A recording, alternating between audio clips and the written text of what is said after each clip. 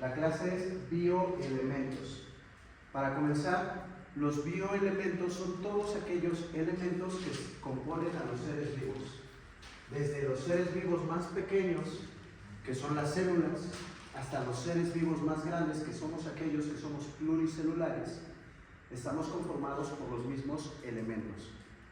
Estos elementos se van a clasificar en función de qué tan presentes están en los seres vivos, siendo los elementos primarios los que están en mayor cantidad, ocupando aproximadamente, y según la referencia que busquemos, el 95% del total de los elementos que componen a un ser vivo. La segunda categoría serían los elementos secundarios o bioelementos secundarios. Dependiendo también de la fuente que busquemos, ocupan aproximadamente el 4.5% del total de los elementos que componen a los seres vivos. Y por último, los oligoelementos, también conocidos como elementos traza, que son elementos que componen a los seres vivos en mucha menor proporción, menos del 0.5%. Sin embargo, no quiere decir que unos sean más importantes que otros, ya que todos son imprescindibles para la vida misma. La clase de hoy lleva por título Bioelementos, la base de la vida. Vamos a explorar los bioelementos y los componentes esenciales, que son los componentes esenciales para dar origen a la vida. Vamos a ver qué función tienen en la salud y su impacto en el equilibrio dinámico que tienen que guardar todas las células. Siguiente, por favor. ¿Qué son? Vamos a definirlos como los elementos químicos presentes en los seres vivos. Constituyen la materia orgánica, que son todas las biomoléculas formadas por carbono, y la inorgánica, que son todas las demás. Su importancia es que participan en las reacciones metabólicas. Recuerden que el metabolismo son todas las reacciones físico-químicas que se llevan a cabo en una célula, en un ser vivo, para mantener su equilibrio dinámico, es decir, su homeostasis. Homeos, que quiere decir igual, estasis, que quiere decir estado. Todas las reacciones que se llevan a cabo en un ser vivo son reacciones para mantener vivo al ser. Es decir, si tenemos hambre, comemos, y eso es parte del metabolismo. La degradación del alimento es parte del metabolismo. La excreción del alimento es parte del metabolismo. Todas esas reacciones metabólicas están reguladas por diferentes bioelementos. De ahí que estos sean importantes. Siguiente, por favor. Dentro de los elementos primarios, recordamos de nuestras clases de secundaria la palabra CHON: carbono, hidrógeno, oxígeno y nitrógeno. Hoy también se maneja que azufre y fósforo están dentro de estos elementos primarios. Y vamos a tener esta mnemotecnia para recordarlos, la mnemotecnia CHOMS. ¿Cuáles son los elementos primarios? CHOMS. ¿Cuáles son los elementos primarios? CHOMS. Carbono, hidrógeno, oxígeno, nitrógeno, azufre y fósforo. Vamos a iniciar por el carbono. El carbono es un elemento tetravalente. ¿Qué quiere decir que sea tetravalente? Que puede formar 4 enlaces, lo cual le da la capacidad de formar largas cadenas. Esas largas cadenas sirven como estructura a diversas biomoléculas, como los lípidos o como los ácidos nucleicos. Tetravalente es el carbono. Por ejemplo, el hidrógeno es monovalente, solo puede formar un enlace. Un hidrógeno se junta con otro hidrógeno y pues no hay para dónde más. Pero el carbono, al poder juntarse con otro carbono, todavía le quedan 3 enlaces para tener un carbono aquí abajo y otro carbono a la izquierda. Entonces, el carbono es tetravalente y por ello puede formar largas cadenas que forman estructuras para todas las biomoléculas. Por ello, tenemos que el carbono es el esqueleto de las moléculas orgánicas, forma cadenas y anillos estables. Además que el carbono es muy versátil en cuanto a los enlaces que puede formar. Puede formar enlaces sencillos como en los alcanos, enlaces dobles como en los alquenos y triples como en los alquinos, dando origen a un montón de formas y estructuras. El siguiente compuesto importante que vamos a tener es el hidrógeno. Y todo el mundo recuerda la fórmula del agua: 2 hidrógenos y 1 oxígeno. H2O, sí, porque aquí le voy a meter edición. Entonces, el hidrógeno está presente en la biomolécula de gran importancia para todos los seres vivos. Recuerden que los bioelementos, al unirse unos con otros, van a dar origen a biomoléculas. La biomolécula, pues es muy importante, todas son importantes, pero dicen que es la más importante. El agua, pues tiene presente el hidrógeno. Además dice, importante en el equilibrio ácido-base. ¿Alguien recuerda cuál es la fórmula del ácido clorhídrico? La fórmula química. HCl. Recuerden, los ácidos comienzan con H. Entonces, ácido clorhídrico. Habla del ácido sulfúrico. H2SO4. Al iniciar con H, entonces sabemos que es un ácido. Por tanto, también está presente en el equilibrio ácido-base.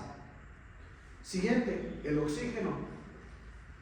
Nosotros aprendemos del oxígeno desde muy jóvenes porque sabemos que está presente en el intercambio gaseoso necesario para los organismos como las plantas, pero también como para los animales.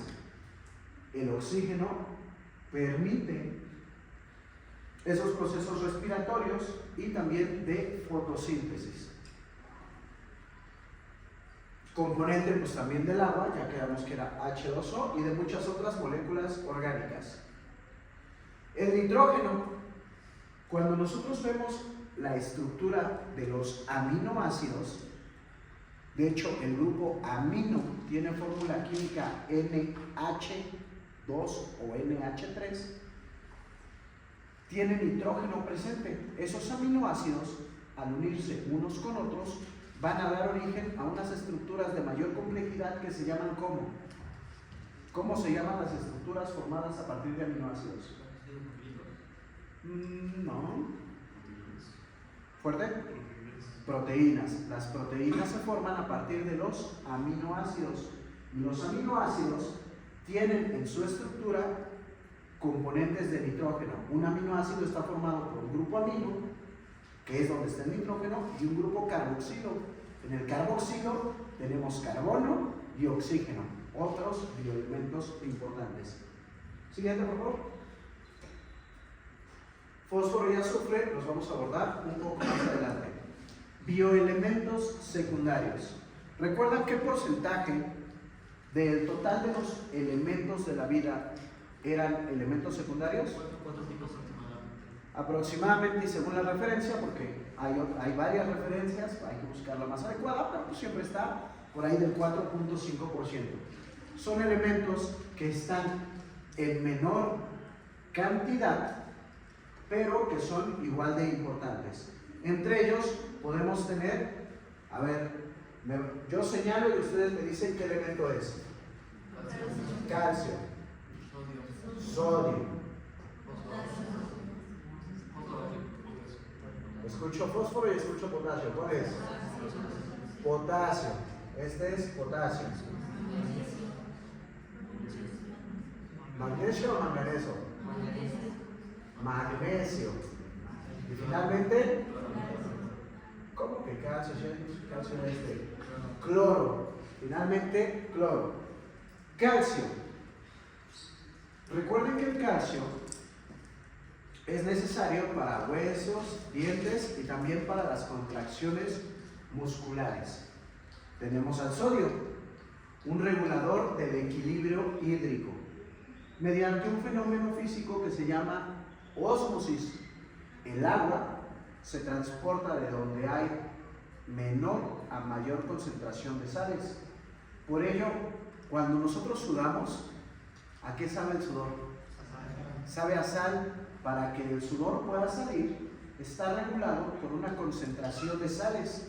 De ahí que el equilibrio hídrico tenga que ver con el sodio. Y dice la transmisión nerviosa. Tenemos diferentes mecanismos en todo el cuerpo que vamos a ver un poco más a detalle, que me permiten la transmisión de impulsos nerviosos. en los que todas las vías metabólicas se conectan y todas estas cosas, por ejemplo, como hay algo que se llama la bomba sodio-potasio, que a través de una diferencia de cargas hace que se muevan hacia uno o hacia otro. También el potasio es importante en la función nerviosa y contracción muscular por esta bomba de sodio-potasio que les mencionaba, que tiene que ver directamente con la contracción muscular. Siguiente. Bioelementos secundarios. Es la misma, ¿no? Ok. Finalmente vamos a tener a los oligoelementos. La palabra oligo quiere decir poco. Por ejemplo, oligarquía. El gobierno en manos de unas pocas personas. Oligarquía. Oligoelementos son elementos que están en menor proporción. Si ya quedamos que los primarios están en el 95, los secundarios en 4.5, ¿qué les queda a los oligoelementos? Del 0.5 para abajo, 0.5, muy pequeñita la proporción en la que se encuentran. Existen algunas referencias que dicen que andan por ahí del 0.2, o sea, son muy pocos. Sin embargo, son moléculas muy importantes. Dice el hierro, transporte de oxígeno en la hemoglobina. La hemoglobina tiene un grupo de hierro que le permite mantener su estructura. Alguna vez, tal vez al mordernos, hemos probado nuestra propia sangre. ¿Y a qué sabe? Sabe a fierro literal y sabe a hierro porque lo que tiene ahí es hierro. De hecho, el color rojo de la sangre es debido a la presencia de hierro. ¿Será que el hierro con el que están suplementados algunos cereales sea el fierro con el que se hacen las construcciones? ¿O serán hierros diferentes? Pues es el mismo, solo que en cantidades muy pequeñas. Es más, existe un experimento donde pueden tomar un imán, pulverizar el cereal, pasarle el imán al cereal, ¿y qué va a salir? Pedacitos de fierro, porque es hierro. Cuando dice está adicionado con hierro, es literal, está adicionado con hierro. Tenemos el yodo. El yodo tiene que ver con la función tiroidea. Recuerden que la tiroides regula procesos de crecimiento. Las personas que tienen deficiencias en yodo tienen problemas de crecimiento. Tienen crecimientos anormales. Tenemos el cobre, que es importante porque es parte de diversas enzimas. Una enzima es una molécula que me permite acelerar un proceso químico, hacerlo más rápido. El cobre es regulador de múltiples procesos enzimáticos. Y el zinc tiene que ver también con que el zinc es catalizador de diversas rutas metabólicas y coadyuvante en el sistema inmune y crecimiento. Algunas deficiencias de elementos me pueden llevar a diferentes situaciones médicas. Por ejemplo, una deficiencia de hierro me puede producir una enfermedad llamada anemia, que abordaremos más adelante. Cada una de estas enfermedades las explicaremos. O hemocromatosis.